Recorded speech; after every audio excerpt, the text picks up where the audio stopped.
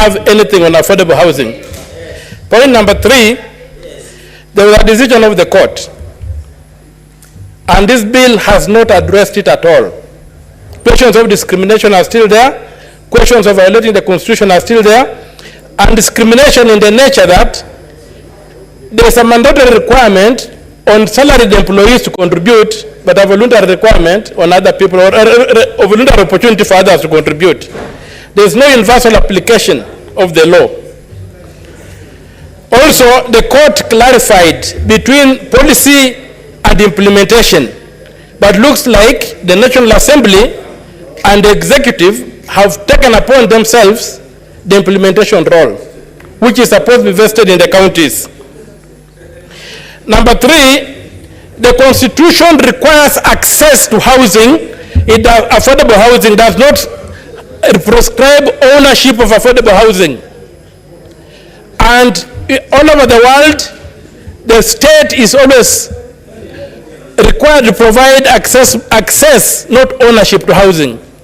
So where the Kenyan government is getting the impression that it can expand the Constitution or the Parliament, I don't know.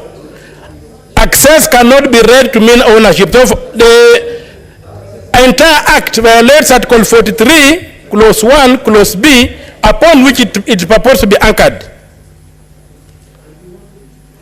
Article,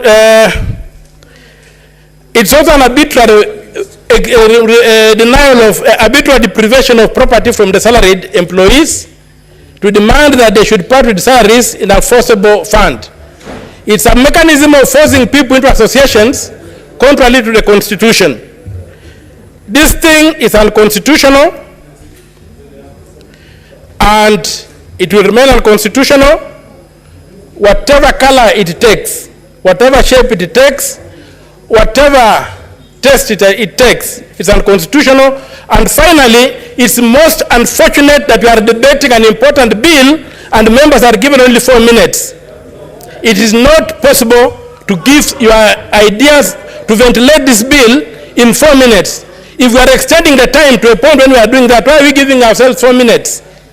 Why are we muscling? Why are we gagging people who would like to ventilate the bill? So I would like that to go on record that it was a wrong thing to do, to gag members by limiting the time by which they can debate. And I also support Senator for Isiolo, for Garissa, who said that the bill violates the principles of Islamic religion, which are specifically exempted under the Constitution when making bills. Thank you very much. Senator Gloria Uroba. Thank you. Thank you, Mr. Speaker. I want to proudly support the affordable housing, Mr. Speaker, and not just because it creates jobs for the youth. Not just because it creates jobs, Mr. Speaker. I want to support this because it is what Kenya needs, Mr. Speaker. And by the way, we need to be alive to the fact that change is inevitable.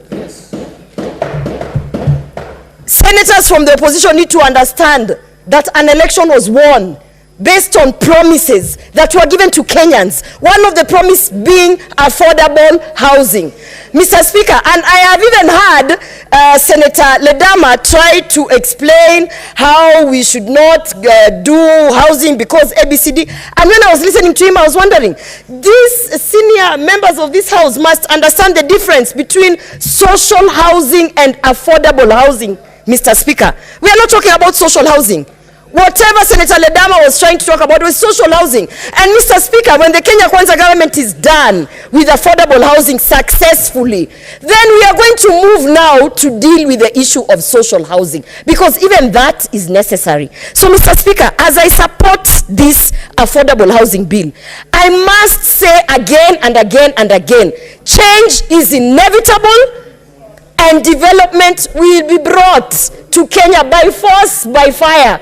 And if there is anybody who is going to ensure that this country moves to where it needs to go, Mr. Speaker, I want to tell every member in this house that it is His Excellency William Samoei Ruto. because he is the commander-in-chief, and I can tell you, Mr. Speaker, today being we are from the women caucus, Mr. Speaker. I can tell you that the men who are opposing this affordable housing, half the time they are not even at home. They do not understand the deplorable houses that they are living. All the women who they have children with out there, Mr. Speaker. As a woman who is here in this house, Mr. Speaker, we want to live in conditions that are befitting for us women. So we are tired of living in the slums, and we are tired of you people just sending your baby mamas left, right, and center and coming to the house to fight affordable housing. Mr. Speaker, the president has the interests of all women at heart, and this is why when I support this bill, I want to say that I'll be at the front of that list to ensure that women are being prioritized, those women in the slums, those women who do not have any form of dignified living, Mr. Speaker. So I support this bill, and I urge Senator Ladama to go and read the difference between social housing and affordable housing. Thank you. Senator Okiya Eddie.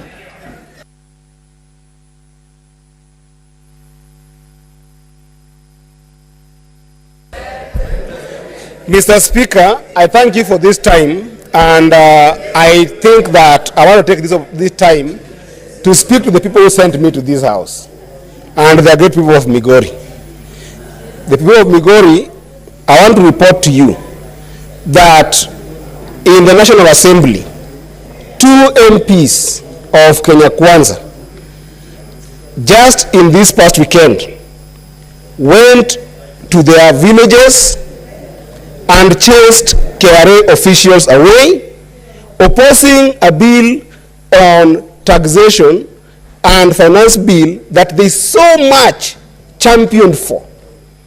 And I'm telling the people of Migori that I'm in a Senate today that I can see the same trend of people standing to support what is wrong. And I can assure the people of Migori that I want to stand with you, telling you that the way the structure of this bill is, I cannot support it. More importantly, the way the debate around this bill is being rushed in this house, the way it is being forced in the throat of you, the people of Kenya today in this house, we are being given 4 minutes to be able to discuss this bill.